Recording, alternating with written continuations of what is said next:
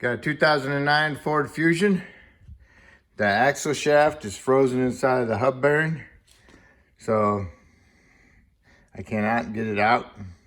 So I have to replace both pieces, and that's what we're gonna do.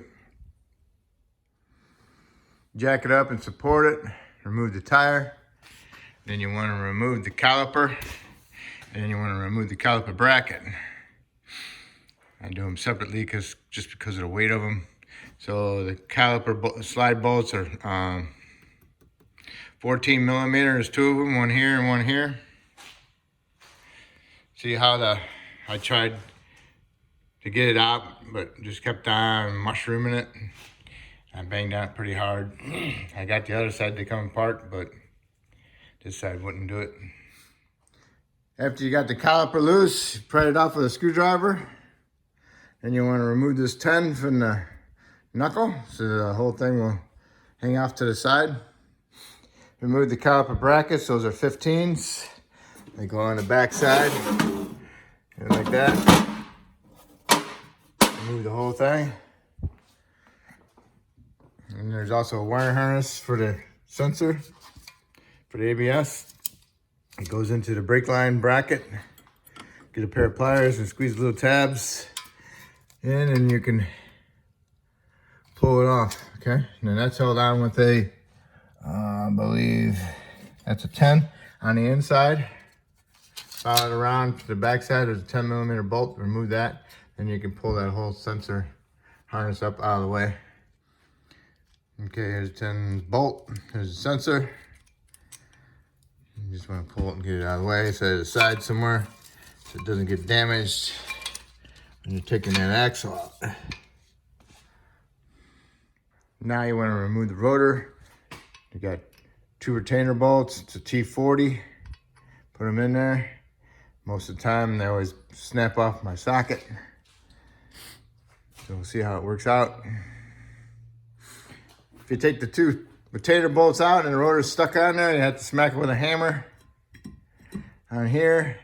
Most of the time, because we're replacing the wheel bearing, we're not doing brakes, so do not hit the rotor itself. If you're doing brakes, then it's okay to hit the rotor on the pad surface, it's fine. But the vibration, or if it's still not coming off with this hammer, my hammer is like a 36 ouncer. Spray some penetrant around, let it sit for a little bit, and then re-hit it again, and it should come loose. You get the rotor off. Since you're gonna be getting a new hub, you don't want any rust inside here on this ring part here or the outer part there. So you need to clean that all up so it's nice and clean inside there so you get a good mating surface. Make sure it's true. So if it's off center a little bit, it's gonna cause the rotor to vibrate, which in turn gives you a brake pulsation. Next you wanna do is your tie rod end. Mine had a castle nut, so you gotta remove the cotter pin and then remove the castle nut. And since you're not gonna be replacing the tie rod end, you have to hit the knuckle with your hammer right here, your 36 ouncer. And smack it pretty good and break the taper loose. If you're replacing it, I'd still hit it. I just hit it lightly here, but always hit the knuckle.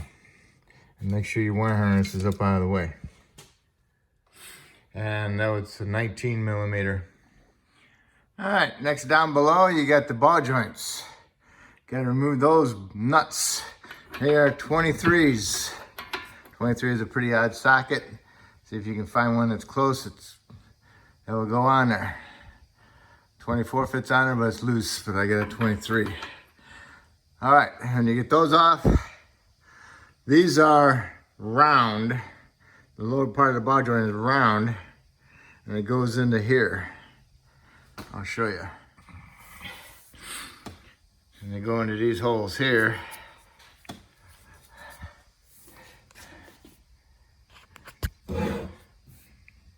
Pretty big. Not like the conventional taper type. These are just a round hole. Got a little bit of taper on them, but they're just a pain in the butt to get out.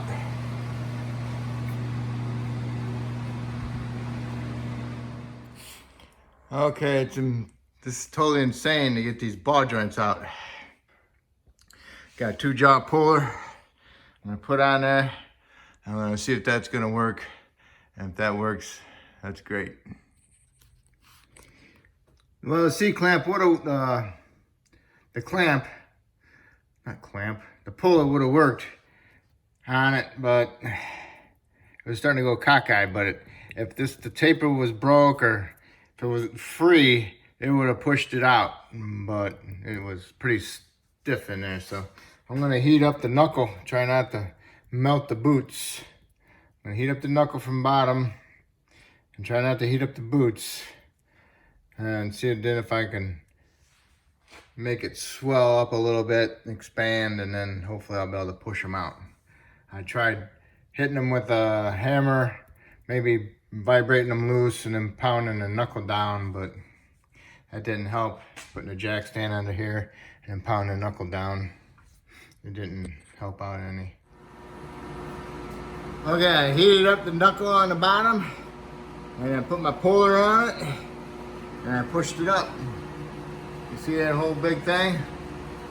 That whole big thing. This shiny piece, that's in the new one. So I have to remove that off of the ball joint still. So now I gotta remove the back one off. Or this one, this other arm up here. I have to remove that one next. Alright, I couldn't get a puller into the back one. But it's not a good spot. So what I'm gonna have to do is remove that arm, remove this whole arm with the knuckle assembly. So I need to take this bolt out for the strut that goes in the lower control arm. So when I pull out my whole assembly, I can remove my half shaft. So you need to remove this bolt. It's a 15 and the back nut is an 18. Put some pinching on that sitting, and then you can pull it out. Next, you want to remove the stabilizer link off of this part of the strut fork. So it's a 14. Put some vice grips on there, needle nose, get it real tight. Put some pinching on that soak, and you can remove it. And then you'll want to remove the bolt for it also. Make sure you penetrate it, and that's it. That's a 14 also. Then you want to tap the fork down so you can get it off. Take it out of there. Okay. Now you got some more room. This is the most ridiculous setup I've ever seen. They must have hired a guy from Dodge Chrysler to design this suspension. Okay, I put a jack stand underneath that rear control arm, jacked it up, got some pressure on it, and then I heated up my knuckle, heated up the knuckle around the bottom, and then I put the nut on it, just so there's a little bit of a gap, and I hit the nut with my hammer, and I pushed the ball joint up, threaded out the nut just a little bit more, hit the ball joint up on the nut, and then threaded it back out, and then I stuck a punch inside there. I stuck it inside the ball joint because the ball joint's got a hole in the middle. I stuck that inside and hit that with my hammer. Pretty stout. And it went up farther, and removed my nut and punched it all the way out. So now I got both the control arms out, and now we're ready to remove the half shaft. Once I get the half shaft undone, then I'll take the upper ball joint loose, and then I'll have the whole thing. Now to get that half shaft out, take your pry bar and hit it against it. Hit it really good with your pry bar, with the hammer, and come right out. Hopefully, it's not frozen like everything else. Okay, it took like 5 hits, it's out. I'm gonna lower it down and undo my upper ball joint. Okay, upper ball joint's an 18, take that loose. Go down to your whole knuckle assembly and smack the knuckle right there. It'll break the taper and everything will fall into your hands. So be prepared. There it is, got it out. And if you notice, those holes are bigger than those. That's because these things stayed in the other, on the ball joint itself. These kind of suck to get back in because they gotta be perfectly straight and go in. So if I can remove these things off of there, that'd be awesome. So I'm gonna try to do that and see if I can get them off without damaging them too much, because I might not be able to get them off. I couldn't get those sleeves off. I tried heating them, hitting them with the impact chisel. So I took my in-check chisel with the blunt head and pushed them out with the new one. I'm just gonna have to line them up and tap them in a little bit at a time. And I'll put some anti-seize in there to help them go in. And go to your old ones and make sure you feel around it that there's nothing, no burrs on them or anything, to help keep you from getting it back together. And if there's any burrs, just go ahead and grind them off. And so first you need to do is put your half shaft in, get it lined up, and push on it, and then straighten everything out and hit the end of it with a block of wood with a hammer, and then get it clipped into the C-clip inside the end, by the side of the trans. And then we'll have to put the knuckle in and guide these ball joints in. This is what I do. I get it lined up and I'll use it like a slide hammer. Finish pushing it all the way on there. Make sure you get the right half shaft too. Okay, I got the correct half shaft. Put it in there, put some anti-seize on the splines, put some anti-seize on your lower ball joints. Get the top one started. And now you just gotta line up your ball joints into the holes. Make sure they're perfectly straight, and then you can tap the control arm down into them, into the holes. Okay, I put a jack stand underneath the hub bearing. That's to hold the knuckle stable.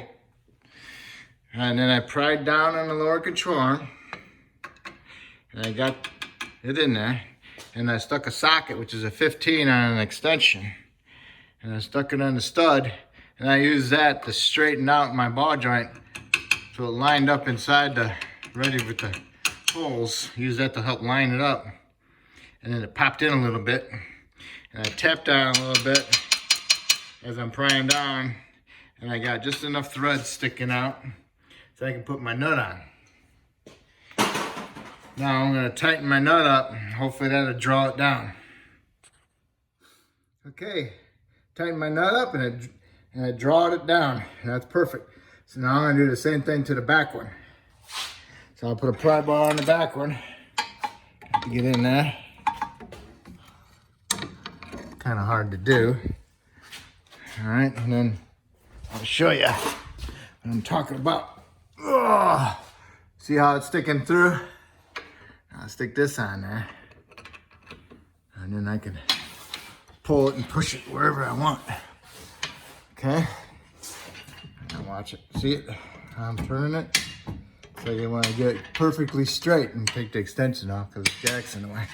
And you can line it perfectly straight and then pry it down and then tap it down and get it started. Just so the threads are sticking through. You need a couple threads to get it started. Worked perfect. Put a pry bar on the arm, the control arm. Help pull it down, get your socket on there that fits on the stud. Pull it, line it all up, and it should pop in just a little bit. Pry down till you get a couple threads sticking out. Put your nut on, and then slowly tighten it up until it draws it through. And then tighten it up. Worked perfect. Alright, so now I'm going to work on my my strut fork. See if I can get that in, but I need to release my jack stand. All right, put the fork in there, pull down on your assembly so you can get the fork started up onto the strut. Put some anti-seize in there and get it up in there. And line up the little notch, and then you can stick your bolt in there. And there's a little recession inside the strut there. A little round hole, see it? Where the bolt goes in. So if you don't have that lined up, the bolt won't go in. If you have to pound it in, then there's something wrong. Okay, tighten that bolt up. It's a 14mm head bolt. Tighten it up, don't over tighten it. You don't want to snap that bolt off. All right, now you need to work on the bottom one. Remember that long one? Put some anti-seize on the bolt and stick it through there. Okay, you got the bolt in, you got the nut on. Now what you want to do is put your jack or jack stand on it and raise that control arm up in the air to get to like the right height where it's right in on the ground. And then now you can tighten the bolt up, because if you tighten the bolt up when it's hanging down, and when you put the vehicle weight on, and you're stretching the bushing, and you'll wear out that bushing prematurely. You should do that to all suspension parts, bushings. Put them at right height when you tighten them up. Okay, put your stabilizer bar back through the knuckle, put your nut on, tighten it up. Tighten your upper ball joint nut. And now what you want to do is put your brakes together. Remember to clean your rotor. Put some anti-seize on here, a fine film. And then put your caliper bracket on, the 2 bolts. And then put your caliper on with its 2 bolts. And then don't forget about your brake line. 10mm head bolt. Now you see this one, this is completely flat. Factory one's got it's lower, it's dished in the middle. So if you look at the rotor, this is where it was sitting, that's where it was sitting. And now I got a big old chunk of rust in the middle. So now I need to remove that. Okay, nice and clean. A little bit of fine anti-seize on there. Snug up your rotor retainer bolts. Put your caliper bracket on. Tighten those bolts up 75 foot-pounds. Make sure your caliper slide pins are move freely. If they don't, now's the time to replace the caliper with the bracket. Be nice if this was a complete job with brakes, but it's not. So anyway, so now we're ready for the caliper, and make sure you don't twist the caliper and have the line twisted. It would look kind of goofy, okay? So make sure you put it on there in its natural state. Got your caliper on, tighten it and put your bolts in, snug them up, torque them down to 30 foot-pounds. Put your line bolt in, snug that up. Wrap your ABS wire up around the bottom of the harness. Come up through around, put it back in, and line it up best you can, and tighten that nut up, that bolt up, 10mm head one. Okay, next would be your tie rod end. Okay, tie rod end is in there, it's tightened up, lined up my hole for my cotter pin, put my cotter pin in. The next would be to torque my axle nut. What you want to do is run it down, snug it up, and then you want to torque it. All right, you got the axle nut snugged up. Now you want to torque it to 190 foot-pounds. So you want to stick a flat blade screwdriver in your rotor, run it up against the caliper bracket, so the caliper bracket holds it. Now you can torque it, okay? 190 foot-pounds. Okay, you got the nut torqued. Now you need to do is get a big chisel and a hammer and stake your nut to your axle. See the little notch there? You want to stake the nut into it. Okay, everything's tight. Upper, 2 lowers, caliper brackets, axle nut, tie rod. fork, stabilizer link, and just make sure that the heat shield's not hitting your rotor like mine is. Stick your screwdriver up in there and bend it away, and then turn it, see if you can not hear it rubbing anymore, okay? All right, now you need to put your tire on, and you need to torque those to 100 foot-pounds. That's it. A lot easier going together than coming apart. You know, when you're not on camera, you gotta kind of do things so you don't think, so people don't think you're a hack, you know? So it's a little tougher to do it when somebody's watching. Okay, do your best. I gave you an idea. Thank you. If I helped you out with this video, help me out, subscribe to me. If you already subscribed, I appreciate it. Thank you.